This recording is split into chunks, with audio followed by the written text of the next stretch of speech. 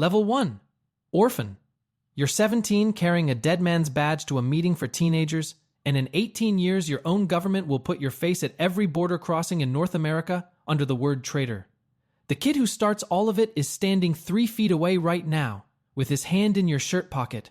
His name is Marcus. His father is the deputy chief. He holds your father's shield up so the whole room can see it. 2409, he says. They already gave that number to somebody else. March. He hands it back. The pin is snapped. You make $11 an hour bagging groceries at the Food King on Alameda in El Paso, Texas. You wear the Explorer uniform to work, on purpose. You tell people you're with the department. You are not with the department. You don't swing. You do the thing you always do instead of feeling something. You count the room. 9 kids. 2 exits. Who laughed? Who looked at the floor? Who checked Marcus's face first? 19 years from now, Marcus will be on his knees on a garage floor in Juarez, bleeding, asking the traitor to keep him alive. There's a woman by the coffee urn. She hasn't looked at Marcus once.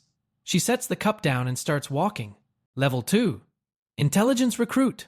The woman at the coffee urn was named Vance, and 2 years after she put a card in your hand, the best natural reader of human beings in the building is filling out an SF-86, and Section 11 wants every address he's lived at since he turned 18, and he has lived at 6. Nobody tells you this part. The offer isn't a job. It's a letter in your mother's kitchen drawer in 14 months of waiting, and you spend those 14 months bagging groceries with a federal future you can't mention to the shift manager who writes you up in month 9 for checking your phone. Because it isn't a job until strangers finish knocking on your mother's neighbor's doors, asking whether she ever had visitors from across the bridge. You have to warn her yourself. Nobody puts that conversation in a brochure. She stops speaking Spanish on the phone for a year. Then there's the box. A beige room, a folding chair, and a man who is bored in a way you can tell is professional. 40 minutes of baseline. Do you live in Texas? Is your name your name? Then he gets to the one that matters. Have you ever wanted to hurt someone? And the thing in your chest that's been holding a snapped pin since you were 15 will not let the word out of your mouth. You fail it. They run it again 9 days later and you failed the same way, on the same question, and now there's a phrase in your file. Unresolved response, and your paperwork starts toward a stack it doesn't come back from. Marcus is in the same intake class. Georgetown, clearance already processed, straight onto the analysis track. He shakes your hand at orientation and says he didn't know they were still taking explorers. Then, on the last day, a filler exercise. 12 of you in a fake waiting room for 11 minutes. Magazines, a water cooler, 6 people pretending to be applicants. Then they ask what you saw. Most of the class gets 8 things. You give them 41. The tan chair with the split seam. Both plants, and which one was plastic. The man by the door with a rental key and a wedding ring on the wrong hand. And that 4 of the 6, before they answered anything at all, checked the same woman's face first to find out what they were allowed to say. That one isn't on the scoring sheet. Nobody ever put it on a scoring sheet. Vance pulls your file out of the reject stack that afternoon and does not remove the polygraph. It stays in there, unresolved for 19 years, and it's the closest thing to an honest description of you the government will ever own. Here's what you don't understand yet. They aren't hiring the 41 details. They're hiring the reason you count. She doesn't take you to an office. She takes you to the 3rd level of a parking garage and describes an assignment in the vaguest available language. Long, deep, no cover in the ordinary sense. And no, she can't tell you how long, because there isn't a number. You say yes before she finishes. She tells you to take a week. You don't. At the door, she says the only straight thing anybody ever tells you. The people who do this well don't get a retirement dinner. Understand what I'm telling you. They issue you a Glock 19 in week 1 and you clean it more than you carry it. The badge with the snapped pin rides in your boot. Somebody finds it at a locker check and asks why a grown man keeps a broken piece of tin in his sock. You tell him it was your father's, which is true and explains nothing. Level 3. Undercover operative. 2 weeks after you say yes, Vance puts a brown envelope on a table and asks for your credentials, your phone, your license, your mother's Christmas card out of your jacket, and the badge with the snapped pin. All of it goes in. She writes a date on the outside in ballpoint and seals it. You get it back when you come out, she says, and locks it in a safe in a building you'll never be cleared to enter again. Nobody says how long. You notice that later. What you get is a truck yard in Juarez and a name that fits like someone else's coat. Nico Barragon, 29, from Ojinaga. moving pallets for a dispatch outfit 1/5 owned by people who matter. There is no wig. There's a folding cot, a hot plate, a yard dog that will bite you, and 11 months of cash from a man who counts it twice every Friday because he thinks you can't add. And the hardest part of the entire job is that you cannot correct anyone, ever, about anything. A dispatcher named Fito calls you stupid in front of 8 men over a manifest you got right and he got wrong. You say thank you. You fix his number and let him tell it at lunch for a week. That's the year. Swallowing every sentence your mother raised you to say. Then you get impatient and do the amateur thing. You volunteer. You tell Fito you'll run the Freightliner down to Torian, no problem, happy to. The yard goes quiet for 4 days. Not hostile, quiet. Nobody hands you work. And on the 3rd night, on the cot, doing arithmetic on your own funeral, you understand. Because in that yard 2 kinds of men volunteer to drive somewhere, and one is police, and the other owes money in Torian. So you fix it by becoming boring. You stop asking anything. You stop offering anything. The number 2 Hista has been dying for a month, and you rebuild the hydraulic line on a Sunday on your own time and say nothing. 6 weeks later, it dies again and you do it again. The work comes back. Not because you proved yourself, nobody there ever thought about you hard enough to be impressed. It comes back because you were the only man there who never once asked where a truck was going. Month 7, an operation runs off your product. 2 seizures in Deeming and a name that turns into 3 more. Best federal week you'll have. The cable that goes out carries an analyst's signature on the assessment line, Marcus's. Your reporting number appears once in a footnote as a source of unconfirmed origin. You read it twice in a hotel business center in Zaragoza on a machine that charges by the minute. You send Vance a joke in the next drop. The file on Nico is thicker than the file on me now. She writes back 1 word. Yes! Someday there will be a permanent file with your real name on it and everything in it will be wrong. This is the week it starts. The thing you should be afraid of isn't the yard. It's that you notice the empty shirt pocket every single morning for 4 months. And then one morning in October, you get all the way to lunch before you notice it. That night you lie on the cot trying to remember your father's voice and you get a sentence and a half. The Thursday before Christmas, a man walks into the yard in clean boots and everyone straightens up, including Fito. Especially Fito. His name is Chai. He needs a driver for Culiacan. 9 hours and no conversation about it afterward. Fito points at the guy who never asks questions. Level 4. Trusted associate. Chai doesn't speak for 8 of the 9 hours. A gold-plated 38 Super in the door pocket the whole way. And at the end of them, you're in a courtyard with a lemon tree, being looked at by a 61-year-old man in house sandals who wants to know why a man from Ojinaga speaks Spanish like his mother did. He doesn't test you with violence. That's the first thing that goes wrong. He tests you with dinner.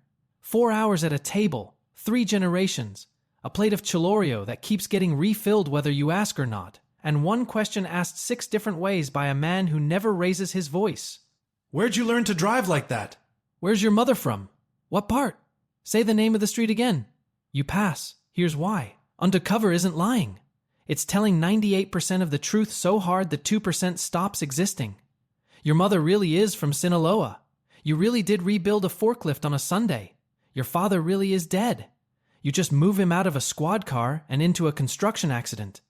And never think about it again for 11 years. Because a man who thinks about his cover story is a man about to say it wrong. Don Beto Ochoa never asks you a 7th time. His daughter is a different problem. Valeria is 22, back from a business degree in Guadalajara, running the family's produce company, the real one, tomatoes and green chili, and a cold chain contract in Arizona. And nobody takes it seriously except her. She talks to you like a person.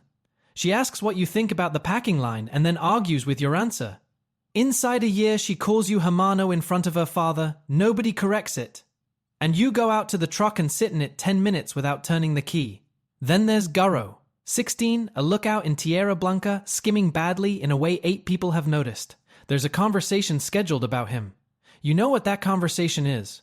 You also know one visible word in that boy's defense puts 11 months of pallets and thank yous in the ground with him. So you do it the coward's way, which is the only way that works. You mention to Beto, offhand, over a hood, looking at something else, that the kid on the Tierra Blanca corner runs counts in his head faster than the man with the ledger. And it's a waste, and the warehouse needs somebody who can hold numbers. Beto thinks about it maybe 4 seconds. Then he shrugs. Fine. Move him. Guro lives. He turns 30 someday because of a shrug. And when Beto looks over afterward and nods, small, once, the way a man does when you've saved him a problem he hadn't finished having, that nod feels better than any cable you have ever written. You should be terrified by that. You are not. 2 months later, you file a report on a route, a schedule, and 3 plate numbers. Somebody in the pipeline moves too fast on it, and an informant in Nogales, not yours, not anybody you ever met, comes out of a canal. You raise it in a drop. Vance sends back 4 words. That's not on you. It isn't comfort. It's a category. You don't write back. And then, at a christening, in front of 40 people, Don Beto Ochoa takes the San Judas medal off his own neck. The one his mother gave him, the one he's worn since before you were born, puts it over your head, squares it against your chest, and says, "You don't have a father? Fine. Now that's a paperwork problem." Everybody laughs. You laugh. You do not sleep that night, and you could not tell anyone why. Let me say one thing, and then I will not bring it up again. A lot of you asked how I make this style of YouTube videos, so I gathered all my tactics for starting a channel like mine in this guide. If you want it, the link's below. Now let's get back to the video. Level 5. Cartel Lieutenant? The medal wasn't a gift. 6 weeks after the christening you find out it was an org chart. They hand you the produce company's transport arm, a real job with real tomatoes in it, and also a section of the Ochoa organization. The United States government now has an officer with signing authority over 11 Kenworths and 31 men. Here's the part that should have scared you. You're good at it. Payroll goes out Fridays and it goes out correct. Shrinkage in your section runs under 2%, while the yard next door bleeds 9%. Fewer men get hurt under you than anyone else, because you don't like watching people get hurt, and that turns out to be outstanding management. Nobody warns you that you'll start caring about the numbers. You lie awake over a Thermo King unit failing on a load of green chili, because you're the one who tells 31 men why the money's short. 2 names, 2 birthdays, 2 mothers' maiden names, and you think for a full second before you can produce the real one. You go home 9 days a year. At your cousin's wedding, you catch yourself in the middle of the father-daughter dance, counting the exits, then march. Your mother dies on a Tuesday and you can't go, because Nico Barragan doesn't have a mother in El Paso. That's the entire reason. The paperwork doesn't allow for a funeral. Vance sends flowers under a name your mother wouldn't have recognized. You find out about the service from a cousin's post, on a phone you're not supposed to have, in a truck cab outside Los Mochis. 40 seconds of vertical video, somebody's thumb over the lens. You watch it twice. Then you put the phone in the glove box, go back inside, and finish the dispute about the pallets. 9 months later, the Salazars put a car outside Valeria's produce office. You clock it in 11 seconds. A gray Suburban, Sonora plates, wrong angle to the door, 2 men, neither smoking, engine running in November. You've been counting rooms since you were 17, and this is the first time it's worth anything to anybody. You get her out the loading dock in 2 blocks east before the men in the car finish deciding. You don't report it up. Reporting it starts a war, and there are people in Culiacan now, parked behind a tortilleria, shaking. She asks why you came for her instead of the shipment. You don't have a cover story ready for that. So you tell her the true thing. That's where the operation ended. In a van behind a tortilleria, and not one word of it was written down anywhere. The rest is the part where everyone finds out. In October, you're on the patio and Beto's half asleep in a plastic chair with a beer going warm, and he says it out of nothing. Eyes closed. They'll write something about me one day, and it'll be wrong. A long pause. Don't argue with it. Arguing is how they find out where you are. 4 months later, you're pulling old organizational history for an agency request, and you find it yourself in a scanned file at 2 a.m. Your father was killed on the order of Rafael Marquez. Beto took Marquez's territory in '99. 14 months later, Marquez was shot in a Hermosillo parking lot by 2 men who were never charged. It wasn't justice. It was business. Beto has never heard the name Tomas Aguilar and never will. The math is still the math. The only man who ever made anybody pay for your father is asleep upstairs with a lemon tree in his courtyard. You sit with that 11 days. On the 12th, a dead drop. 1 page. Not a request, not a discussion. Remove Don Beto Ochoa. 90-day window. There's a routing block at the bottom with initials in it. MK. Level 6. Double agent. You read it 4 times in the cab of a truck outside a packing shed. Then you fold it into quarters, put it in the shirt pocket where a badge used to go, And at dinner that night, you pass Don Beto the Salt. That's the whole decision. It takes 4 seconds and you don't experience it as a decision at all. You experience it as dinner. What you do next takes 11 weeks and looks exactly like work. Here's the thing about refusing an order. You don't refuse it. Refusing is a conversation. A conversation goes in a file, and a file has your name on it. What you do instead is report obstacles. And his security is genuinely hard. That's the beautiful part. He sleeps in 4 houses on no pattern anyone has mapped, including you. He doesn't use phones. He's outlived 3 men who tried this, by being boring in exactly the way you learned to be boring in a truck yard. So you write it up, all of it. True, sourced, detailed, and devastating to the operation. Every word is accurate. It's the most honest document you'll ever produce, and it's a lie from the first line to the last. Anyone who's slow walked a project they thought was wrong knows how it's done. You never say no. You surface complications until the quarter ends. Day 41, it stops being paperwork. The Salazars are moving on him for real. You have the intercept before anyone in the house does, and you understand immediately what it is. A gift.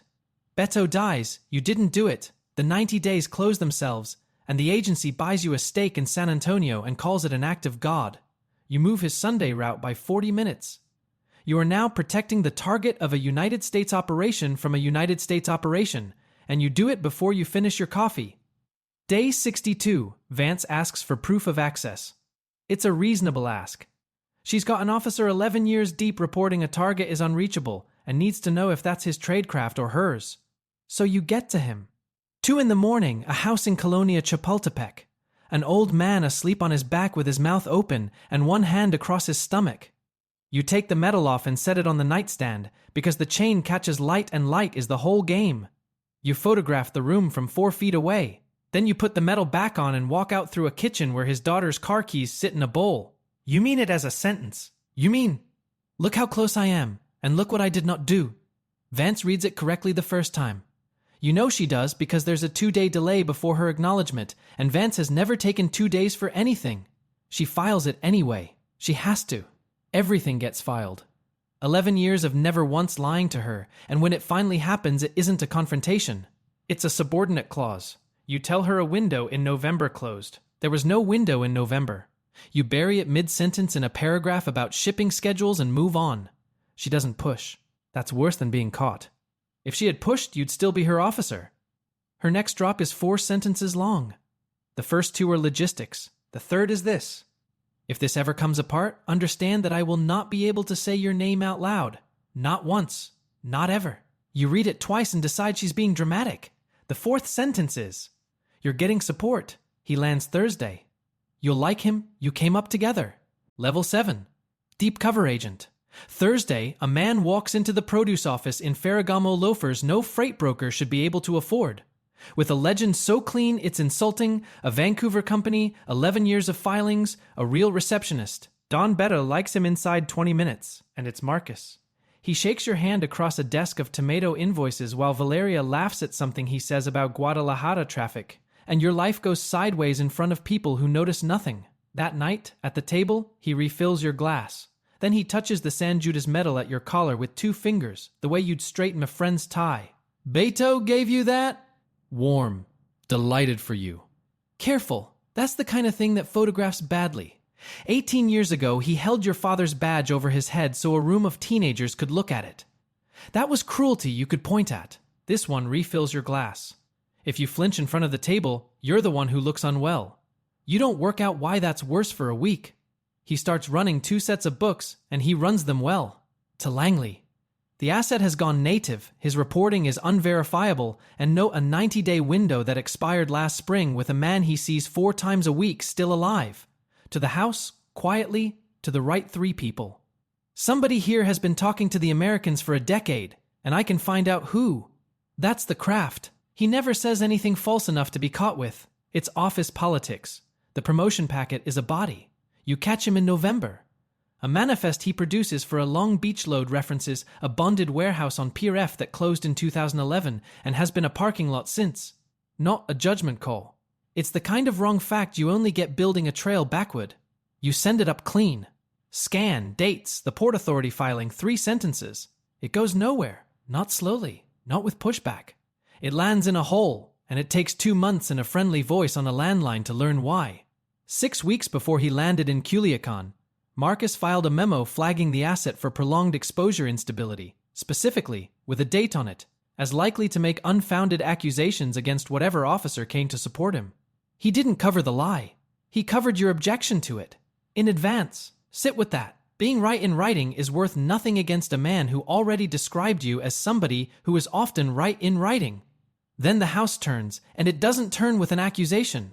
Houses never do. Chai stops sitting with his back to you. A chair moves 4 inches. Valeria asks at dinner, out of nothing, whether you've ever been to Virginia. Not an accusation. A question with the shape of one. And Beto says nothing at all. He doesn't ask you anything. He doesn't stop inviting you. He just stops telling you things the way he has for 11 years, and that silence is the loudest thing that ever happened in that courtyard. In February, he moves to the house in El Dorado. 4 people know that address. Beto, Chai, Valeria. You. Marcus is not one of the 4, and you log it. Of course you log it. Because one thing confirms every word he's written about you, and it's an officer who stops reporting his principal's location. 9 days later, at 4 a.m, Salazar shooters come through the wall of that house, and Don Vito Ochoa dies on his own kitchen floor. Inside that house, only one man could have given it up. Inside the agency, only one man had the log. Everyone gets to be certain, everyone is looking at a different man, and only one is in the courtyard when they come to look. Valeria finds you in the doorway afterward. Her eyes are dry, which is the worst part. They'll write a version of this, she says. Put whatever you want in it. I'll never read it. Level 8. Most wanted fugitive. 40 hours after they put Beto in the ground, 2 things happen the same afternoon. The Ochoa remnant puts a number on you. Not a large one, which is its own insult. And your own government issues a detention notice with your real name, your real face, and the word suspected of providing material support. The exhibit carrying it is the photograph. Yours. A nightstand, a sleeping old man, 4 feet of carpet, filed to prove you could have and didn't. Read the other way. It's an officer 4 feet from a man he was ordered to kill, 7 weeks into a 90-day window, taking a souvenir. You entered your own loyalty into evidence, and they read it back as opportunity declined. Now the title stops being a job description. Both doors are locked from the outside, you're in the hallway between them, and nobody else is in it. No cards. A Nextel you keep on for 90 seconds at a time. Cash in 3 denominations because a man who only pays in hundreds is a man a cashier remembers. A Taurus you bought in a Piedras Negras parking lot for $400 and have never fired. 2 nights in the bus station in Nuevo Laredo, not because it's hidden. There are cameras on every column. That footage is the one kind nobody pulls unless a bus was involved. And you aren't lying awake about the cartel. You're lying awake about your own side. You trained half of them. You know the 2 things the El Paso surveillance detail always gets wrong, and neither one is enough. 11 years. 11 years of work and you can't prove an hour of it. Your whole adult life exists as reporting numbers in a system you no longer have a credential for. There's one object on Earth that ends this in 4 seconds. It's in a brown envelope in a safe, in a building you were never cleared to enter. You get it back when you come out. You need Marcus's memo chain, the routing dates, the thing that turns a smear into a sequence. 2 places have it. Marcus and Vance's archive, which she can't legally give you. You get 6 minutes with her in an airport parking structure in San Antonio. She doesn't embrace you. She doesn't use your name. She hasn't said it out loud in 9 months and never will again. She stands 12 feet away, back half turned, and talks about her sister's kitchen remodel for 4 minutes. Then she walks off and leaves a rental car unlocked with a phone under the driver's seat. That's the entire scene. 14 months later, it ends her career and she never contests it. You asked for the memo chain. What's on the phone is a calendar. Less than you wanted. More than you can survive. And then you do the stupidest thing you've ever done, which is ask Valeria to meet you. She comes alone. That's what guts you. She comes because she wants to look at you. You tell her the truth. All of it, flat, in one run. 11 years and 90 seconds. Your father. The badge. The envelope. The order you didn't carry out. The Sunday route you moved to keep her father breathing. She listens to the whole thing without interrupting once. Then you take the San Judas medal off and set it on the table between you. Because it was never yours and you've run out of ways to pretend otherwise. She looks at it. She doesn't touch it. You could have told me any of that on a Tuesday, she says. You picked the day after we buried him. She doesn't believe you and doesn't turn you in, and you'll spend the rest of your short life unable to decide which cost her more. The calendar gives you one usable line. 9 days out, Juarez, a hotel that rents its top floors by the month. Marcus, sitting down with the Salazars, in a room no cable will describe. So you walk into the only room on the continent where both sides will be looking at you at once. Level 9. Fallon operative. Level 3 of a hotel parking garage in Juarez, 6 hours in a stolen Sentra, a phone on the dash recording concrete. The meeting upstairs is going badly, and not for any reason you arranged. The Salazars have worked out that the brokers sold them a location, and men who know that get to the next thought eventually. A man who sells one sells more than one. At 12 minutes past 2, the elevator opens. Marcus comes out without his shoes, bleeding above the hairline, holding his left arm against his chest the way that means it's broken. He gets 4 steps before he sees the Sentra and the man in it. 19 years after a folding chair inspection in El Paso, Marcus goes down on both knees in front of the trader and says the only true sentence of his career. "You're the only one who can walk me out of here." He's right. That's the thing. You get out and open the passenger door. Not forgiveness. A man who is talking is a man who is recording. He talks for 40 minutes and can't stop, the way men do when somebody has decided not to leave them somewhere. The memo dates, the Long Beach Manifest and why he built it. Who he told what, in what order. The Salazar contact who paid $11,000 for the address of a house in El Dorado. You put him on a bus in Ascension and never see him again. Then you send the file to 4 places, only one of them a person. An inspector general's counsel, 2 mirrors, Vance, and it works. Nobody expects that. 14 months later, Marcus is moved to a windowless office in Clarksburg, West Virginia, reviewing digitization contracts, never charged with anything, because charging him means describing an 11-year operation in open court, which is exactly why it can't save you.